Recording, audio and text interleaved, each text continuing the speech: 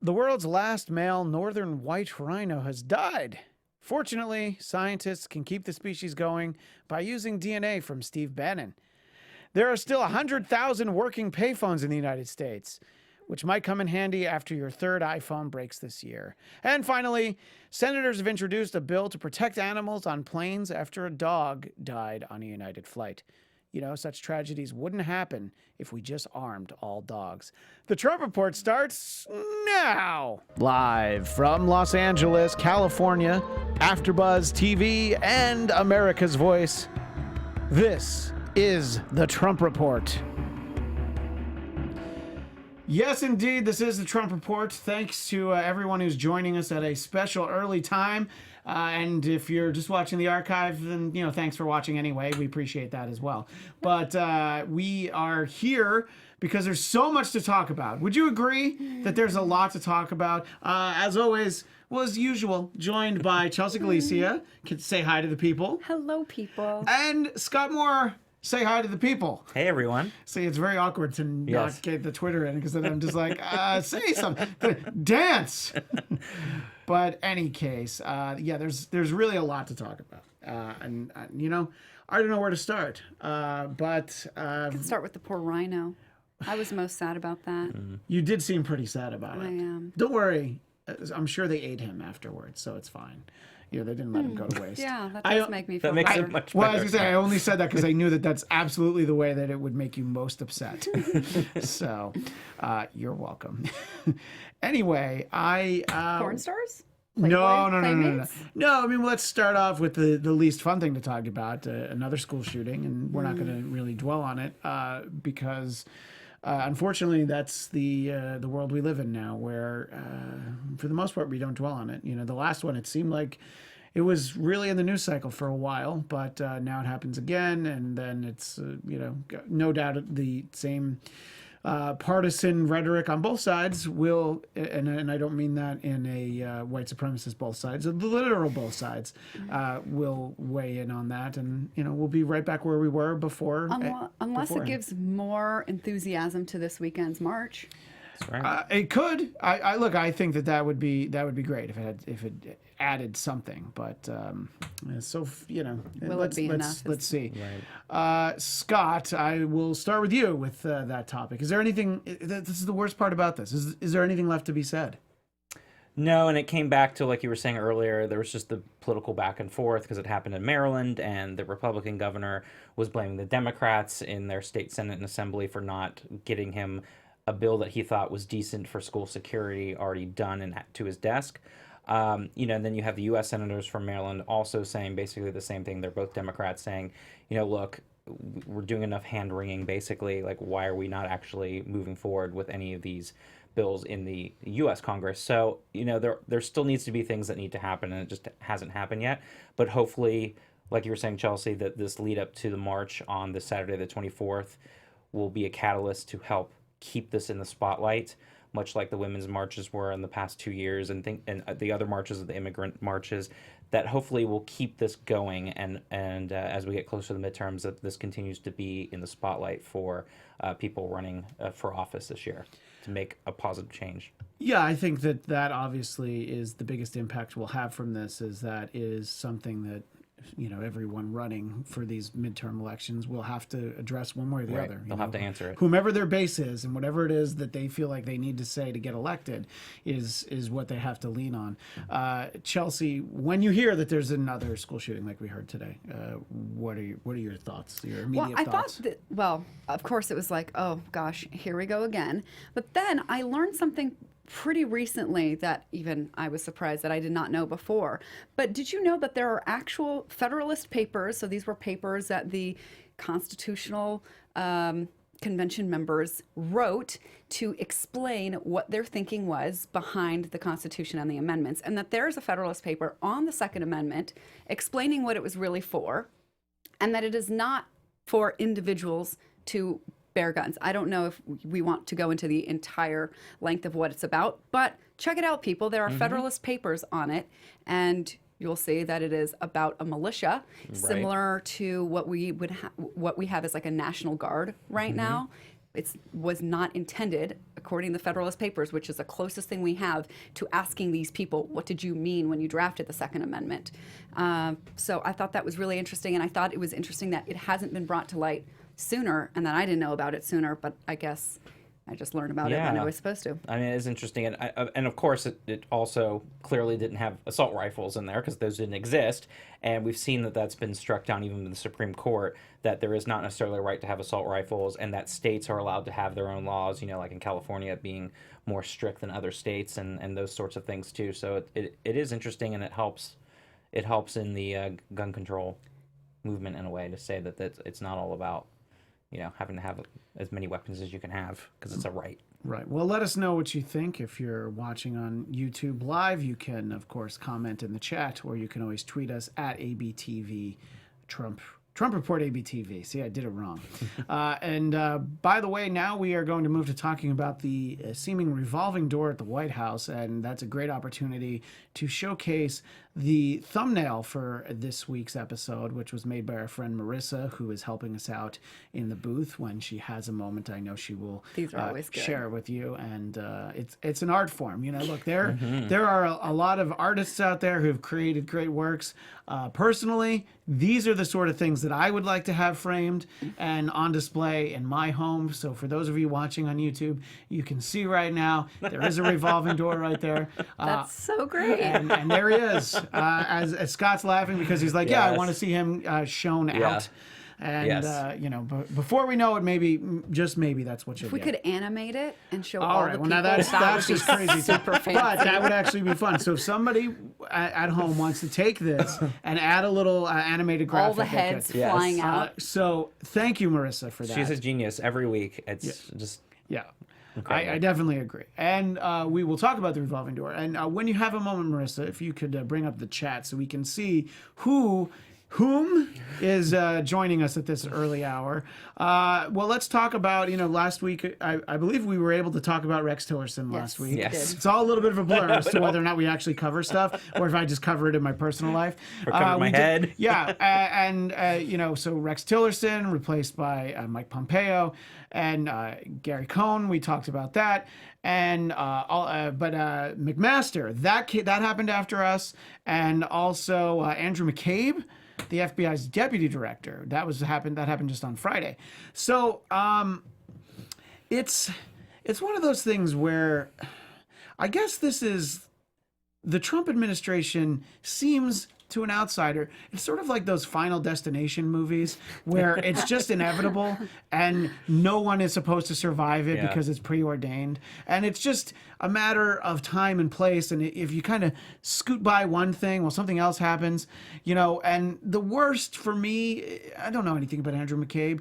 Maybe he's not a great guy, but he was a day before he would have been able to be eligible for his pension. According to Fox News, his pension is not going to go anywhere, even though he was fired. Well, look, and I don't know. I mean, I think, he was fired, but he probably was on the job for maybe, I don't know, a couple more weeks. I don't know how that part works. But it's still the timing, It's when you hear that, it's like, it's like in the Lethal Weapon movies. Poor Danny Glover was always 2 weeks away from retirement. What if he got fired at the beginning of Lethal Weapon 1? This is how I look at the world. I don't know how the rest of you do. But Scott, some of the names that I threw out, are there any thoughts about why they're gone? Is there any surprise that they are gone? I think I'm still surprised that Kellyanne Conway is still there. I thought she was going to be on the list a long time ago. Yeah. She violated the Hatch Act twice. I kept thinking at some point she was going to be gone way before a lot of others. To overextend the horror movie metaphor, I believe she's Jason from the Friday the 13th movies. You can literally do anything and she shows right back up. Right after the credits, she just pops out of the water or whatever. So she's apparently going to be all right. She's around for a while. Yeah, apparently. But none of the other ones have surprised me. I think, again, it comes down to the timing. Like we said last week about Rex Tillerson, it seemed that the timing was a little suspicious because we've been hearing about it since October. I think the Andrew McCabe thing, again, there's been back and forth on that, too, of when that was appropriate, when that wasn't, and what he did or didn't do was fireable offense, and why they waited till, a little over 24 hours before he could get his full pension. So, again, it's the timing, and, of course, a Friday news dump doing it at Friday evening. It lends itself to feel like it has a little bit more of a political influence to it. And I thought it was ironic that it was Jeff Sessions having to do that when you keep thinking about how Jeff Sessions has, gotten a lot of wrath from Donald Trump and how long is he going to end up lasting in that job. And then, you hear about some of the other ones where you're thinking, I think McMaster still hasn't happened yet, but that was going. Well, that was, you're right. Yes, I was a been little on premature there, on that.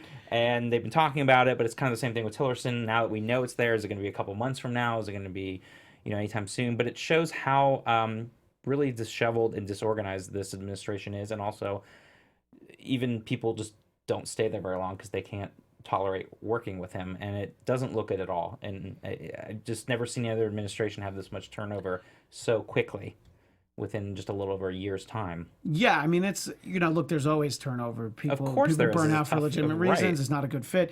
This seems excessive. For just for 14 Seems. months. Well, I mean, I'm not there. Maybe it's not. Maybe it's not excessive. Maybe there's more people that could go. And also on the hit list, if you have your administration bingo card, yeah. you have Hope Hicks, Yep.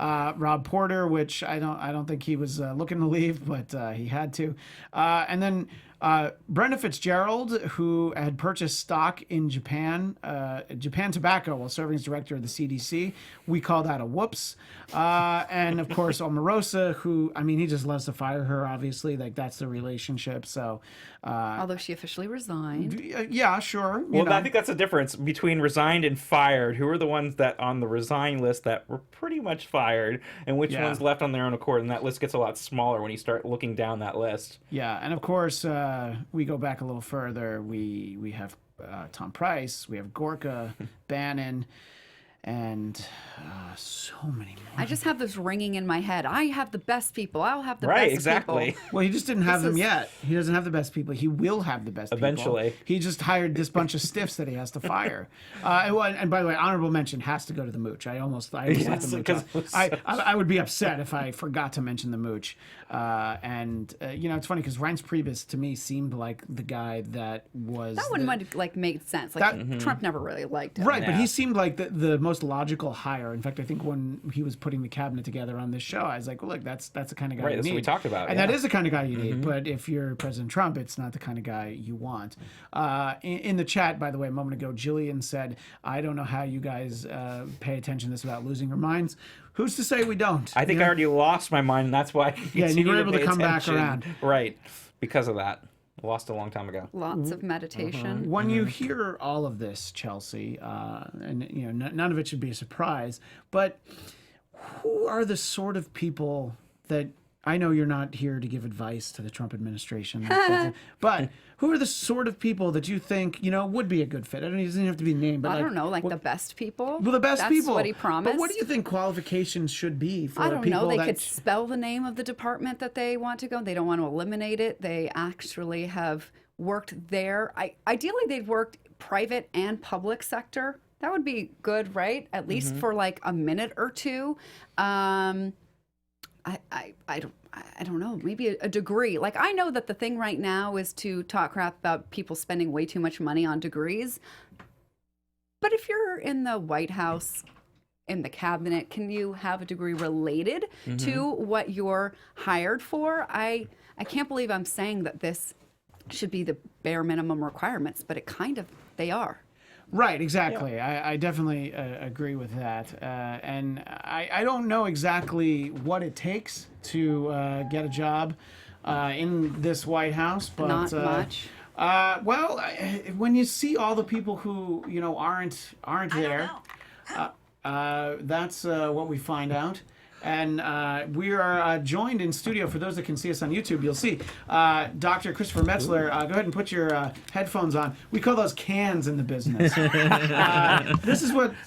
This is what happens in Los Angeles. Oh, spin that back around the other way. The other actually. way. Yeah. Got to keep the signage out. Okay. Always be closing And if you come want get the knife comfy set. with Yes, Scott. I was about love the the brand. jacket. Yeah. Thank you. Look at that. But this is what happens in Los Angeles. There's 2 drops of rain, and all of a sudden, traffic is a Yes. nightmare. Yeah. Chelsea was running late. Scott had to run here in the rain. I just travel in a gigantic plastic bubble, so I was fine. Anyway, Dr. Metzler, remind us where people can find you. Are you Dr. Chris Metzler on Twitter? Yes. And what is the website? Dr. Christopher Metzler. See, I knew it was different. That's why I didn't want to say it. Yeah. We're trying to figure that out. Get it all streamlined. Yeah, exactly. Streamlining is good. Well, what we were talking about when you walked in is the fact that there's a bit of a revolving door, it seems, on the Trump administration. We've seen a lot of high-profile departures in the last week or so. What do you personally attribute that to? Well, it's difficult to work in the Trump White House, in large part because people are thinking about how much dissension can there actually be? How much can they actually say? Do they follow the president's agenda or do they follow their own agenda? It's extremely difficult to work in the Trump White House. You have to have a very thick skin, and you have to decide, how temporary is this going to be in terms of your career? So that's extremely difficult for people to work in the White House. Yeah, and I'll pose to you the same question that I just asked Chelsea. What sort of people do you think they should be hiring? I mean, whether you want to give advice to President Trump or not, what kind of people do you think should be hired to work in the White House? I think it needs to be people who have a general view rather than a very specific view. See, the problem I think that we have with this White House and with the nation as a whole is we're so separated from a partisan standpoint. It should be the opportunity to serve all Americans rather than simply serving a slice of Americans. And I think that's a large part of the problem there. And so I also think it has to be people with subject matter expertise. The problem, however, is that the president fundamentally believes that he, in fact, knows a lot about everything. And as you can see, just kind of from, the way he's starting to comport himself, his swagger, all of that kinds of things, I think he feels much more comfortable in the role. So he keeps his own counsel rather than seeking the counsel as so many presidents before him have sought. And that presents a bit of a challenge. Well, and also, just from a practical standpoint, he does have his family in and around the White House, and those are people that have provided him counsel for a long time. So rightly or wrongly, those are the people that he's probably more inclined to listen to because of the history he has with them.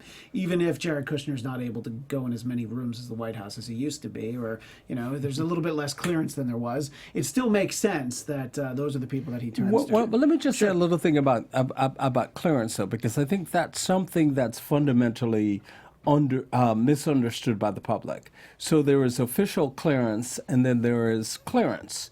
There is nothing that prohibits the president from having any conversation with any person at any time about particular topics, whether they're national security topics or not. And so, officially, there isn't that clearance. No, there isn't the clearance officially. However, in conversation, in the residence, all of those kinds of things, nothing prohibits the president from declassifying that information to have a conversation to someone else. So let's just be clear about Right. that. If you work at the State Department and you have a top secret memo on your desk, you don't get to go home and tell your wife about it. But if you're the president and you maybe want to call some of your celebrity apprentice friends, I don't know, George Takei, Gene Simmons from Kiss, and you want to see what they think about something, you can just be like, well, what do you think about this? And you can ask your family something. And I guess the president is not held to the same standards as somebody who's just an officer at the State Department. No, it's completely different. Yeah. And let's also consider the physical space of the White House. There is the kind of public areas of the White House, and there's also the residence. When you're in the residence, who knows? With any president, what happens in the residence is just that. It is a conversation that's held in the residence. And so let's be clear about that. In the chat, R. Scott Brown points out that he is the declassifier in chief. So thank you for that, Scott. When we come back, we're going to talk about some of the plans that the special prosecutor is making and some of the tweets that President Trump has in relation to it. So we're going to take a very short break, but we'll be right back right after this.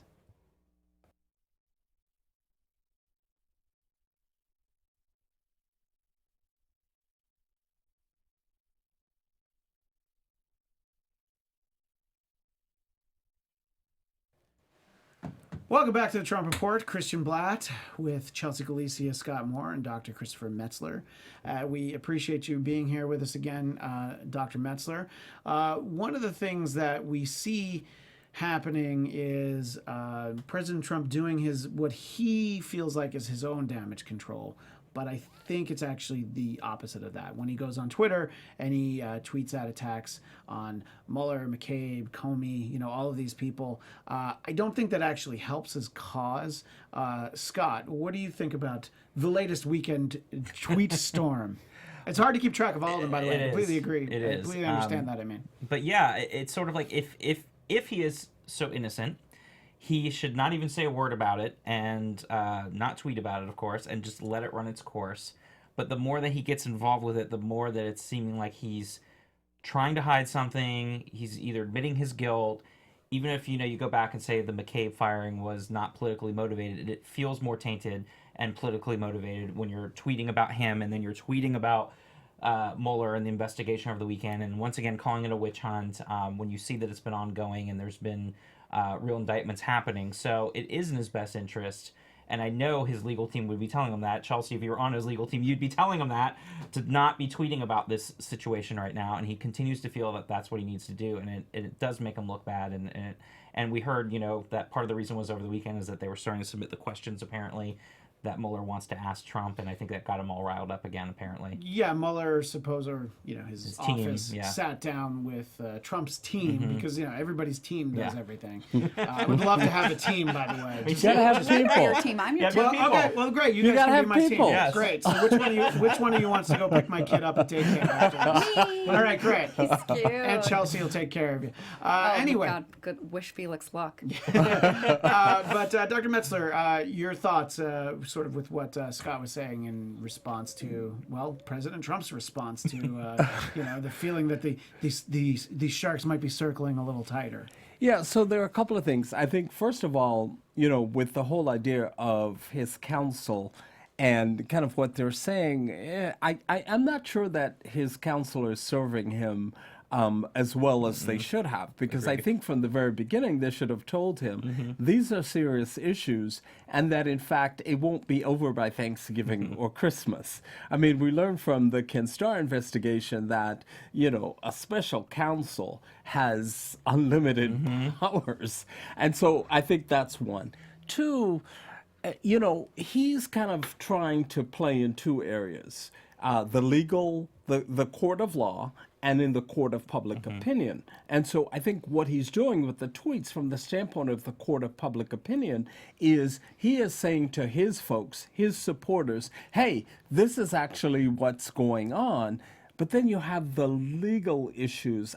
Again, if I were advising the president, I'm with Troy Gowdy on this. I would say to the lawyer, be quiet. Yes, Yes. the lawyer speaking out, like, please let this investigation end.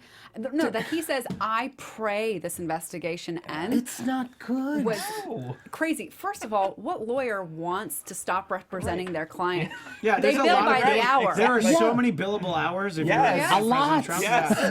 So if he's praying that this investigation ends, he's praying himself out Out of a job. Yeah. I was That's very confused by bizarre. that. Yeah.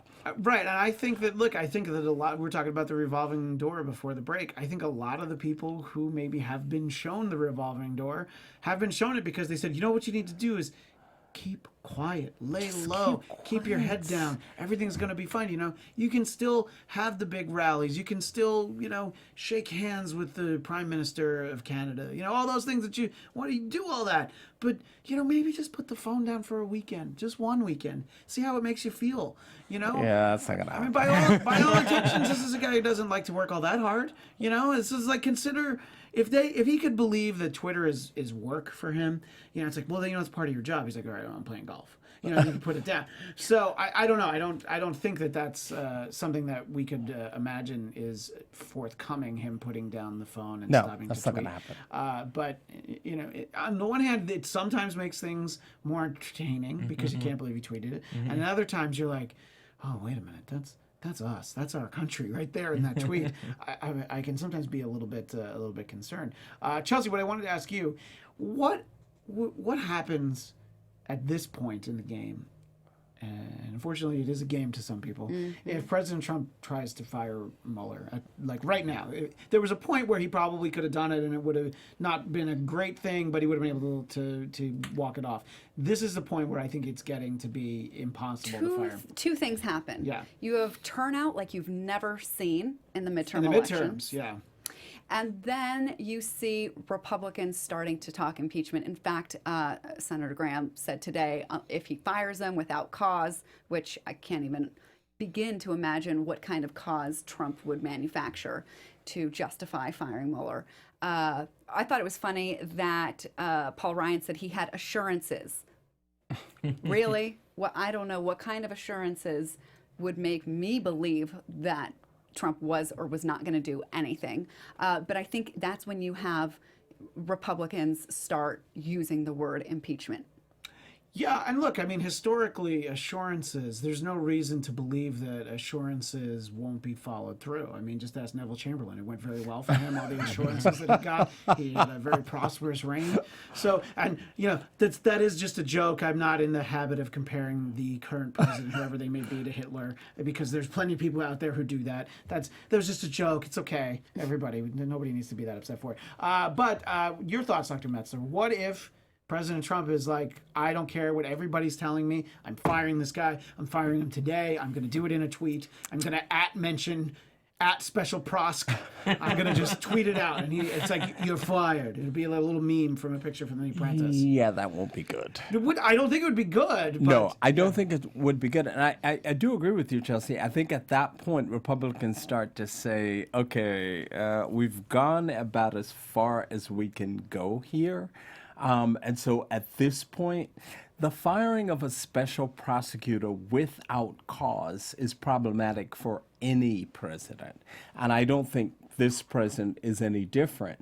I mean, what has happened is there's been a case built up against Mueller by a number of people. But there is no cause, as far as I can tell, to fire Mueller. And again, with the tweets, when you say that this whole team is a Democratic team, With Mueller as a registered Right. Republican. Yes, it's just it just creates and McCabe and Comey. it just kind of doesn't look good. Right, and also I would add one, it's not easy to do because you have to have Rod Rosenstein resign. Right. Then if he doesn't do it, it goes down the line. It keeps going down the line till whoever does it, and then you're already looking at that, like you're saying, that it's politically motivated. And then all the evidence that's already there doesn't just go away. It's still in the DOJ. It either becomes an FBI case, it either goes back to the DOJ, another special counsel is put together. So it doesn't just disappear, and it just gives him a lot more trouble than it's worth. Because like you said, Chelsea, and like you said, Dr. Metzler, it's like now you have people running out in the midterms that are like, we're done with this. And now you're going to be in an impeachment, trial for the next year or so, being distracted.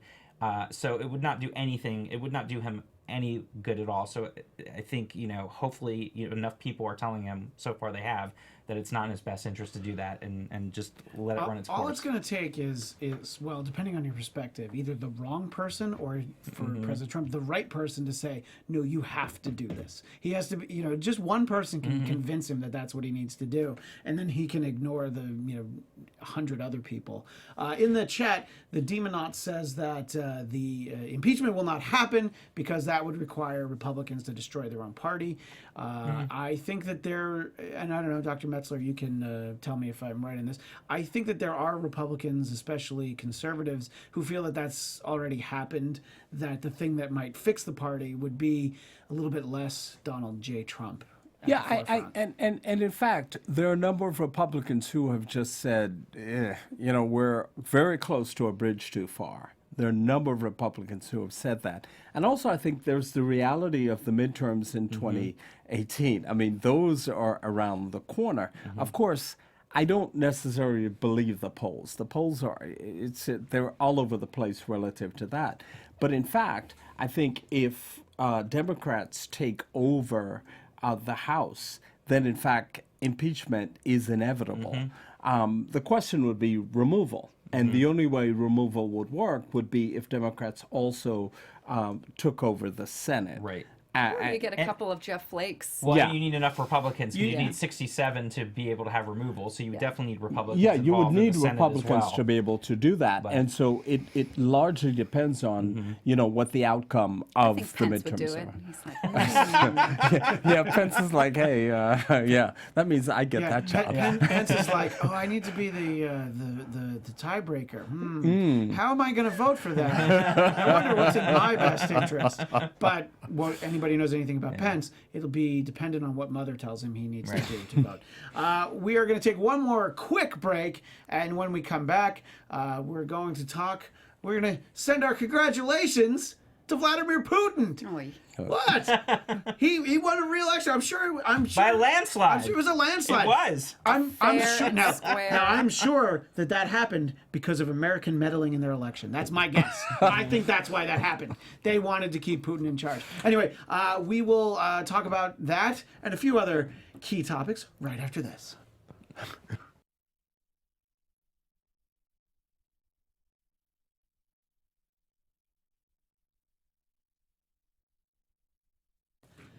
Welcome back to the Trump Report. Christian Bladt, Chelsea Galicia, Scott Moore, and Dr. Christopher Metzler, who is at Dr. Chris Metzler on Twitter, drchristophermetzler.com. All right. Yeah, we'll fix that. We'll fix it at some point. But for right now, that's how they know That's how to what find it you. is. Yeah. At some point, there'll be consistency. As I mentioned before the break, there, of course, were congratulations in order for Vladimir Putin. There are those who felt that the people congratulating him maybe shouldn't have been the American president. I have a tweet in my hand from Senator John McCain. An American president does not lead the free world by congratulating dictators on winning sham elections. And by doing so with Vladimir Putin, President Trump insulted every Russian citizen who was denied the right to vote in a free and fair election. That sounds like fake news to me. But, Dr. Metzler, your thoughts on President Trump calling Putin for the congratulations and Senator McCain's response? Well, first, in the interest of full disclosure, I was on the faculty at the Presidential Academy in Russia for a while, so let's just get So that if you want to clear. keep that job, should you be really careful? If you want I'm to be no longer there. Okay, all right. So let's just get that clear. But I think from the standpoint of a U.S. president, it's not necessary. Again, it's one of those things where, okay, so he won. Did we expect him to lose? And right. why are you congratulating him? I mean, most likely if he lost, people would probably end up, I don't know, dead. But besides that, I just don't think it's a good idea. The President of the United States saying congratulations because you won in a system that was designed for you to win? Not so much. Scott, according to the Washington Post, aka fake news, President Trump ignored warnings from his national security advisors when he congratulated Putin, including a section in his briefing materials in all capital letters that said, "Do not congratulate."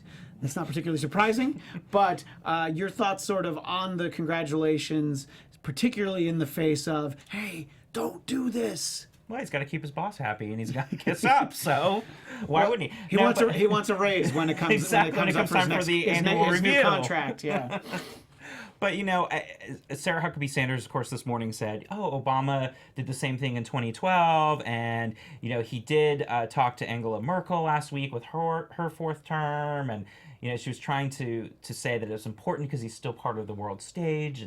And it was just really fascinating to listen to her try to twist it around. But, yeah, like you're saying, Dr. Metzler, it just wasn't necessary. We knew the outcome. It wasn't a surprise. There was no reason really to go behind it and have to go out of his way to make that call. So, I mean, do I play devil's advocate? Please do. He's going to say, well, I was really wanted to get on a good page with him so we can discuss the arms race. Who calls it the arms race? Like that's and like that's so Cold War. Yeah. Well, I mean, that's Back to it. the key point that I did want to make. He did spin this to say that he wants to discuss the arms race that's getting out of control. Is it getting out of control? Because it seemed like there's not really a proliferation of more. It's not. I don't feel like the arms race with Russia is out of control. Maybe I'm wrong. I think that if anything, the hacking, and I'm not specifically talking about the election, but anybody who has a computer, it's not that hard to follow the cookies back to Russia. There's a lot of interference in just my email, Russia. That's right. But what do you think, Chelsea? That you think that he honestly believes that we're still at the height of the Cold War, or does he think that the base thinks that? I have no idea. If I could get into his brain, I'm not even sure that I would. But I don't know. Does he believe that Putin's going to help him with Kim Jong-un? I don't know, because that's who we're really. Those are the arms that I'm worried about. Yeah. Those flabby little dangly arms that he has. Just a joke. But I mean, can you imagine if we have Kim Jong-un, Putin, and Trump all together? What kind of photo op that would be? Wow. Yeah, that's very disturbing visual. That's like when Spider-Man has to take on the Sinister Six and they're all in one place together. It's for my Marvel TV News friends that happen to watch this show as well. What do you think, Scott? Is the arms race just? Does he believe it? Let's put it that way. Does he think that, or does he just feel like, it's something that I heard somebody say at some point in the last 30, to get him somewhere in the last 35 years? Right. Yeah. So, congrats on that, I suppose. One thing that I saw you post about, Dr. Metzler, was there's a lot of attention on this portrait of Sarah Huckabee Sanders that Jim Carrey's doing. Yeah. And there are people who don't like Sarah Huckabee Sanders who are probably more inclined to say, like, well, that's actually really funny. Me personally, I didn't get Ace Ventura. I don't know what all the fuss was about, but he was funny on In Living Color, 25 years ago. But what do you think about that? Is it the fact that she's a conservative woman? Is that why it's okay to ridicule her? Yeah, I mean, look, Sarah does the best that she can in an extremely difficult situation. And I think what you've seen from Sarah recently is what she's learned is a lot from Sean Spicer. So she doesn't just get out there and say random stuff. She basically says, I've not spoken to the president about that, which is exactly the posture that I would take. And so that portrait of her, I thought, was extremely disgusting. I thought it was an extremely poor taste and not something that should be done. It was very offensive to me. And when that sort of gets to the same issues, where there were tweets early in the president's administration, calling out photos of his 10-year-old son, and there are lines that you don't get to cross just because you don't like someone. Yeah. And even though people really, really, really don't like President Trump, I don't know, Scott, do you think that if, say, well, let's use a fictional Democratic press secretary. If this happened to, say, Democratic press secretary C.J. Craig in the Bartlett White House, what do you think the reaction would be to an actor who singled out a Democratic female press secretary? I don't personally, because it wouldn't be something I would do, but it goes back to Kathy Griffin with the Trump head and these people trying to feel like they're being edgy with art and everything. I don't personally agree with it, but I also think there's a fine line, because then you're saying, yeah, you're right, because then it's saying now you're starting to censor people, and it would happen on both sides, and I think you're right. It wouldn't be. It's a slippery slope. But I don't like the idea of censoring either, so I do feel like it's fair game if it was the other way around. And it's much like Trump too with his tweets about Micah from Morning Joe. And all the other comments he makes about women. I know he didn't draw, but Lord knows we don't want to see him draw because it's probably like stick figures. But personally, I'd be very interested. I would love to see what he draws. But it's still the same kind of thing, and I think the ridicule has to be on both sides there, because what he also does is inappropriate as well, and that needs to be called out. But I agree with you. I don't think it was appropriate. I wouldn't have personally done it, but I also don't feel like we should be in the business of now censoring people from being able to make these caricatures, even if they are in poor taste. Well, Chelsea, I now realize, of course, the way to pose this question would have been to ask the woman first. But obviously, I'm still part of the patriarchy, and I apologize to you for that. But I will still, I will let you go last. No, I should have asked you. I was trying to be nice to our guest. Yes. And you went back and this then, way. and then I went this way. I realize now I should have asked you first. What do you think about all this? No, okay, that's enough. Just I've done that before. I think I'm totally with Scott. You can't say shouldn't have done that because now you're infringing on First Amendment, and none of us want to be the PC people shutting up the people from saying or doing art that's expressing themselves. That's one hand. On the other hand, if the point was to be helpful towards something, it was not helpful. I don't understand the utility of it. If his self-expression was the most important thing to him, okay, fine. But I hope that we're just trying to be helpful in re-engaging democracy, restoring democracy, and that's the goal. Then he should not have done it, but I can't say what his goal was. Right. And I even try my very best because I have thoughts when I see and hear Sarah Huckabee Sanders, and I just try and not go there. I just go to what is she saying? How competent is she at her job? I want to go to the merits of anybody doing their job, male or female, and leave out anything that has to do with appearance or gender or anything of that nature.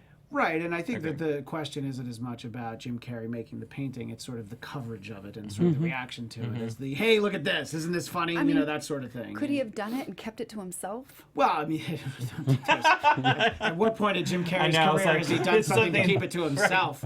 You know? No attention? No. Yeah, but no, I mean, look, it's a good you're point. Yeah. Yeah, and on a similar note, I also think that there have been some, it's more posts, but there's been some media coverage of Donald Trump Jr.'s divorce that are sort of very happily dealing with that, when you do need to take into consideration that there is a real family at stake there, and divorce is very painful for anyone to have to deal with. So even though you don't like Donald Trump and maybe you don't even like his son, it's still like not something to be like, oh, this is great. Now, the problem is you want to take that stance, but then you're like, oh yeah, but there was supposedly an affair with a Celebrity Apprentice contestant. So then you get all caught up in the media aspect of it, but at the same time, I went to college with Aubrey. You went to college with Aubrey O'Day? Yeah, we're the same year. Was she voted most likely to be a homewrecker? I would say actually, okay, so we were both in the Greek. Wow, that's the fact that you didn't say no pretty much tells us everything we need to know at this point. Wow. No, right after I gave that answer about Sarah Huckabee Sanders. Well, let me just say that we were both in the Greek system, so although she and I were not friends, we were still in that same, world. And she was always a bit provocative, and girls were always a little weary of her. And I also in the Greek system was a friend who actually moved in with me after college, just as a friend, who grew up with her. And he would say, girls think Aubrey's a slut, but she's really not. But she presents in a way that gave people that impression. So I think people that know her, and this was before, she left UC Irvine to go do the Diddy show. I can't remember, what was it called? Making the Band? That was called Making the Band, yeah. And that's when she left school. And this, her version, she now is sort of just a hyper version of what she was back then. I don't know. I didn't know her, but certainly the appearance was, this isn't shocking. Right. Well, look, I can see how that would be your perspective. A little inside knowledge. Thank you, Chelsea. Dr. Metzler, as we wind up here, as we're almost out of time, how do you balance sort of this, I don't like this public figure, but there is that line of their private life or maybe their personal appearance and those things. Why is it so hard for people to, stop short of like, oh, this is going to make people who I don't, this will make basically innocent bystanders feel bad. I should probably back off of, ridiculing a divorce. For example. Because, look, we are a society in which we like the drama. We like the salaciousness. We like all of that kind of stuff. So it's like, yeah. And this helps me with the fact, it helps me justify the fact that I don't like this person. This is further fodder. And it helps me justify why I don't like that person, which is sad, but it's the state in which we find ourselves.